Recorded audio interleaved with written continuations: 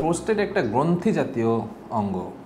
এটা শুধু পুরুষেরই থাকে এবং এটা একটা তরল নিঃসৃত করে, যেটা বীর্যের যে তরল তার একটা অংশ তৈরি করে এবং এটা বীর্যের যে শুক্রাণু সেটাকে পুষ্টি প্রদান করে।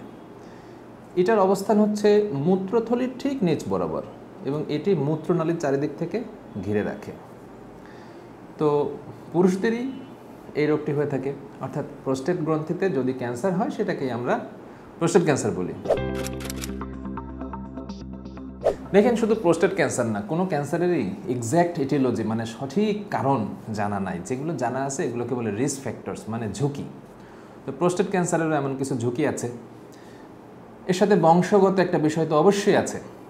ধরেন যাদের বংশে প্রোস্টেট ক্যান্সারের ইতিহাস আছে, এমনকি আরও কয়েকটি ক্যান্সার যেমন breast cancer, ovarian cancer, colon cancer, pancreatic cancer বা মেলানোমা, এই জাতীয় ক্যান্সার যাদের পরিবারে ইতিহাস আছে তাদের প্রোস্টেট ক্যান্সার হওয়ার ঝুঁকি অন্যদের থেকে বেশি থাকে। বয়স যত বাড়তে থাকে প্রোস্টেট ক্যান্সার হওয়ার ঝুঁকি বাড়তে থাকে। বিশেষ করে 40 বছর বয়সের পরে গিয়ে এই রোগে আক্রান্ত হওয়ার সম্ভাবনা যত বয়স বাড়তে থাকে তত আরও বাড়ে। আর 40-এর নিচে সাধারণত এই রোগটি খুবই রেয়ার। এরপরে যেটি আছে সেটি হলো পরিবেশগত এবং খাদ্যাভ্যাসজনিত। অস্বাস্থ্যকর খাদ্যাভ্যাস, যেমন অতিরিক্ত পরিমাণে চর্বি জাতীয় এবং কার্বোহাইড্রেটযুক্ত খাবার খাওয়া, অর্থাৎ শরীরে মেদ জমা হওয়া, এগুলোই সাধারণত প্রোস্টেট ক্যান্সার হওয়ার কারণ। এছাড়া কিছু হরমোনাল কারণ আছে, কিছু জিনগত পরিবর্তনের বিষয়াদি আছে, এগুলা প্রোস্টেট ক্যান্সার করে।